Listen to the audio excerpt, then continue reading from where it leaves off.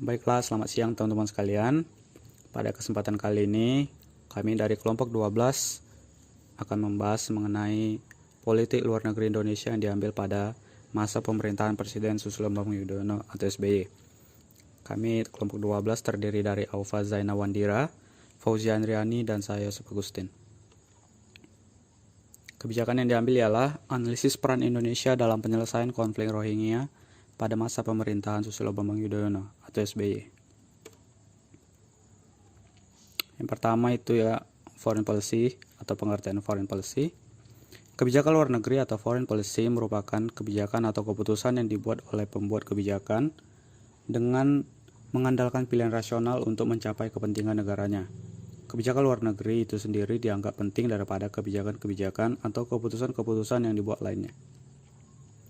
Menurut Reynolds dalam tulisannya, Foreign Policy as the Pursuit of the National Interest mengartikan bahwa kebijakan luar negeri merupakan sebuah tindakan atau keputusan dari pemerintah yang dimana bertujuan untuk mengupayakan national interest. Rohingya. Kita akan membahas sekilas mengenai Rohingya. Rohingya merupakan salah satu etnis yang menganut agama paling berbeda di Myanmar. Agama yang mereka anut ialah Islam. Oleh karena itu, membuat mereka tidak diakui sebagai warga negara dan mengalami diskriminasi oleh pemerintah Myanmar. Dikarenakan juga menurut mereka etnis Rohingya ini merupakan warga pendatang yang dibawa oleh Inggris ke Bangladesh pada masa penjajahan. Lalu konflik apa saja yang timbul? Yang pertama ada keluarnya peraturan pemerintah Myanmar mengenai penyangkalan keberadaan etnis Rohingya. Yang kedua, dari hal tersebut membuat etnis Rohingya tidak memiliki status kewarganegaraan atau stateless.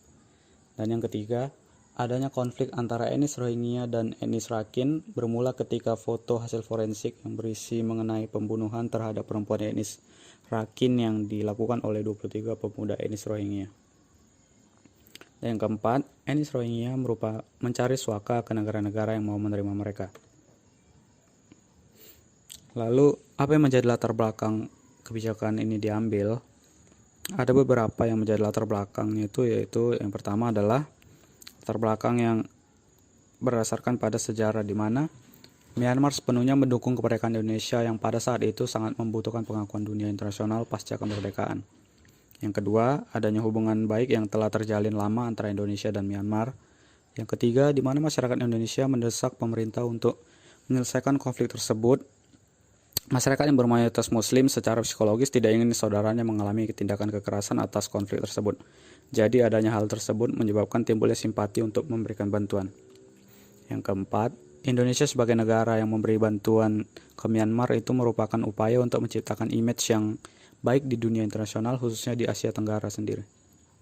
Dan yang kelima adalah pengaruh pengambilan keputusan tidak lepas dari nilai-nilai karakter seorang pemimpin, di mana di sini Presiden SBY memiliki karakter yang konsiliatif. Lalu, apa saja peran atau apa saja yang sudah dilakukan Indonesia dalam membantu menyelesaikan konflik di Rohingya? Ada beberapa poin, yaitu yang pertama soft diplomacy, melalui dialog-dialog dalam forum internasional ataupun kunjungan langsung ke negara tersebut. Indonesia juga mengajak aktor-aktor lain dari pemerintah maupun non-pemerintah untuk bersama-sama mencari solusi dalam penyelesaian konflik tersebut. Yang kedua, lembaga kemanusiaan atau ormas melakukan aksi bergerak menggalang dana membantu etnis Rohingya. Yang ketiga, sikap SBY mendukung segala bentuk kegiatan yang dilakukan lembaga-lembaga kemanusiaan serta organisasi masyarakat dalam upaya memberikan bantuan baik yang bersifat material maupun moral kepada etnis Rohingya di Myanmar ataupun yang berada di Indonesia. 4. Persetujuan kerjasama dengan PMI, yakni PMI dapat memberikan bantuan logistik ke lokasi yang sedang ataupun yang terkena dampak dari konflik tersebut di wilayah Rakhine, dengan membawa 8 anggota PMI sebagai relawan bantuan kemanusiaan. Yang kelima ialah dalam forum internasional yakni PBB, ASEAN, OKI, pemerintah Indonesia selalu berusaha menyinggung konflik ini sebagai topik pembahasan dalam forum tersebut. Baiklah, sekian presentasi dari kelompok kami.